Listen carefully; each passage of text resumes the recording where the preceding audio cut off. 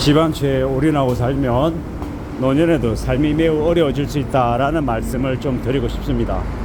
집을 뜯어먹고 살 게 아니라고 하면 잘 고려해 볼 필요가 있는 거죠. 무리하게 한 개의 집에 연끌하면 재산세나 종부세나 아니면 건강보험료나 관리비 등등 여러 가지로 부담해야 될 것들이 적지 않다라는 말씀을 드립니다. 물론 아니 그러면 주택연금 받으면 되잖아 라고 생각할 수도 있습니다. 맞습니다. 주택연금을 받으면 이 집을 계속 보유하면서도 커버할 수 있는 부분들이 있죠. 근데 그렇다고 해서 사람들이 전부 다 집을 가지고 주택연금을 다 드는 게 아니라는 겁니다.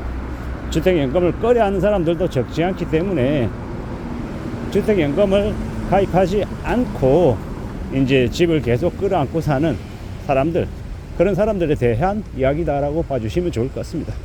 앞으로 우리가 살아가는 세상은 좀 예전보다는 좀 힘들 수 있다라는 거, 쉽지 않을 수 있다라는 걸 명심하며 살아야 될 것 같습니다. 이제 당장 최근에 이제 부동산 관련해 가지고 집값이 떨어진다, 거래가 안 된다, 이런 얘기들이 계속 나오니까 어떻습니까? 집으로 인한 이제 유지 비용들이 매우 커서 힘들다라고 이야기하는 사람들이 많습니다. 특히나 집을 고가의 집을 몇 채를 가지고 있는 사람들은 더욱 이제 사는 게 힘들죠. 제 지인 중에는 도곡동에 아파트가 2채가 있는 이제 부모님을 두고 있는 분이 있습니다. 상식적으로 생각할 때는 도곡동에 아파트가 2채이기 때문에 한 채를 팔아서 현금화해서 이제 모친께서 쓰면 노년의 삶도 충분히 안락하게 평안하게 살 수 있을 것 같은데, 이제 그분의 모친은 그럴 생각이 없습니다. 자신이 오랫동안 가져왔던 자산이기 때문에 쉽게 팔려 하지 않는 거죠. 더 오래 보유하면 보유할수록 이제 재산 가치가 더 늘어난다라고 이제 믿고 있기 때문에 그런 결정을 안 하는 겁니다. 안 하는 거고 또 못 하는 거고. 그러다 보니까는 이제 매달 실질적으로 써야 되는 이제 생활비가 필요한 거죠. 근데 그걸 이제 제 아는 지인에게 이제 그 모친이 계속 요구를 하는 겁니다. 왜 요구하겠습니까? 당신은 당장 현금 흐름이 없으니까요. 당장 이제 쓰려고 해도 쓸 돈이 없으니까 자식에게 손을 내미는 겁니다. 그리고 뭐라고 얘기하냐? 자신이 죽으면 어차피 이 재산들 다 네가 가져갈 거 아니냐. 그러니까 그 전에 생활비를 부담하는 건 당연하다라고 이야기합니다. 나이 드신 이제 모친을 모시고 사는 것도 아니고 따로 삽니다. 따로 사는데 그 모친의 씀씀이가 만만치 않죠. 도곡동에 사는 나이 드신 사모님이 돈을 적게 쓰겠냐라는 겁니다. 적게 쓰는 게 아닙니다. 그러다 보니까 이제 되게 이제 사항들이 이제 녹록지 않죠. 최근에는 그런 내용도 나오잖아요.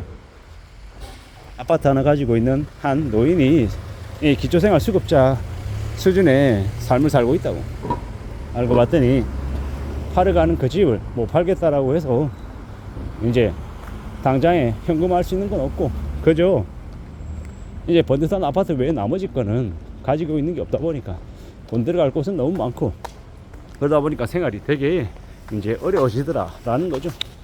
어쩌면 그렇게 아둔하게 사는 사람들이 지금 아니라 나중에 시간이 지나고 난 다음에 더 늘어날지도 모르겠다라는 생각도 해봅니다. 부동산에 너무 올인하고 부동산을 너무 이제 신주 모시듯 이렇게 하다 보면 이제 평소의 삶이 되게 우울해질 수 있다는 겁니다. 그걸 잘 생각하고 잘 고려하며 지내는 게 필요한 것 같습니다. 저도 이제 아내랑 이제 그런 이야기들을 해봅니다. 만약에 집을 사야 되는데 그 하나의 집에 모든 돈을 다 이렇게 투여해서 올인해서 연끌하면 보통의 삶, 평상시의 삶이 유지되기 어려울 거라는 말입니다. 결국 우리는 좋은 집, 편안한 주거 수단도 있어야 되지만 일상생활을 살아가는 평소의 삶도 있어야 되는 거거든요. 그러려면요 매달 꾸준히 현금 흐름이 있어야 되는 거죠. 매달 쓸 수 있는 나의 돈이 있어야 된다고 생각합니다. 그게 뭐겠습니까? 그게 월급이든 아니면 연금이든 배당이든 아니면 채권 이자든 뭐든 항상 이제 꾸준히 들어오는 그런 것들이 필요하다라고 저는 생각하는 거죠. 물론 그게 쉽지 않죠. 시간이 오래 걸리는 일이죠. 하지만 시간이 오래 걸린다 하더라도 그러한 것들을 추구하며 살아야죠. 그래야 삶이 안정될 수 있으니까요. 가만히 있는데 그냥 따박따박 돈 생기는 일은 잘 없죠. 도리어 이 한방에 사기당하는 일은 되게 많습니다. 노년에 대한 이제 노후 불안, 아니면 뭐 퇴직 이후의 걱정, 이런 것들을 교묘히 악용해서 사기를 치려는 나쁜 놈들은 되게 많습니다. 그런 거 볼 때 우리는 항상 좀 더 염두하고 좀 더 조심하고 좀 더 신중하게 살 궁리하는 게 더욱더 필요한 것 같습니다. 앞으로 우리는 뭐든 확실하다, 100% 안전하다 이렇게 믿기보다는 의심하고 확인하고 따져보면서 미래를 대비하는 게 좋겠습니다. 언제든 내가 생각한 것과 다르게 흘러갈 수 있기 때문에 그 상황이 달라졌을 때 내가 어떻게 대응할지를 좀 궁리할 필요가 있다는 겁니다. 그렇게 살아야, 그렇게 지내야 힘들고 어려운 현실을 또 거쳐나가지 않겠나라고 생각합니다.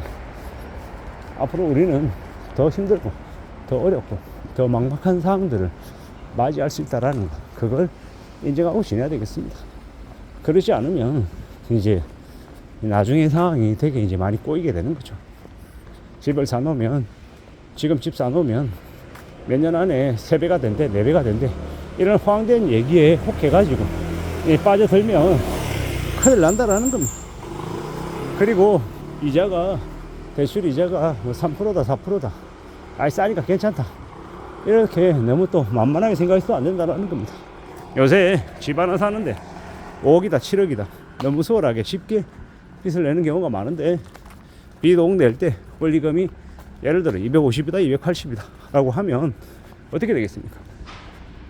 이 감당하기가 되게 만만치 않은 돈이라는 겁니다. 그런 돈을 부담하고도 아무렇지도 않게 살 수 있다 라고 이야기하는 사람이 몇이나 되겠냐라는 겁니다. 지금 당장은 내가 월 1,000만 원 버니까, 월 2,000만 원 버니까 괜찮다 이렇게 얘기할 수도 있겠습니다. 하지만 그게 계속 그럴 수 있을지는 누가 장담하냐라는 겁니다. 언제 어느 때 매출이 반토막 날 수 있고, 월급이 반토막 날 수 있고, 회사에서 잘릴 수 있고, 사업이 망할 수도 있다라는 걸 잊지 말아야 될 것 같습니다. 그렇게 생각하면 더 보수적으로 생각하게 되고 더 냉정하게 세상을 바라보지 않을까라고도 생각합니다. 아무쪼록 저나 여러분들이나 우리 모두는 좀 보수적으로 살고 좀 안정적인 삶을 추구하는 게 훨씬 더 좋지 않겠나라고 생각합니다.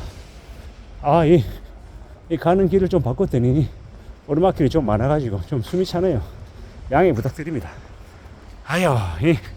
걷는 거 하나도 힘든데 우리가 살아가는 이 세상은 얼마나 더 힘든 건가 라는 생각도 한번 해봤습니다. 아무쪼록 무리하지 않고 최대한 자기가 감당할 수 있는 범위 안에서 하루하루를 살아가고 또 감내하면 좋겠습니다. 이상입니다.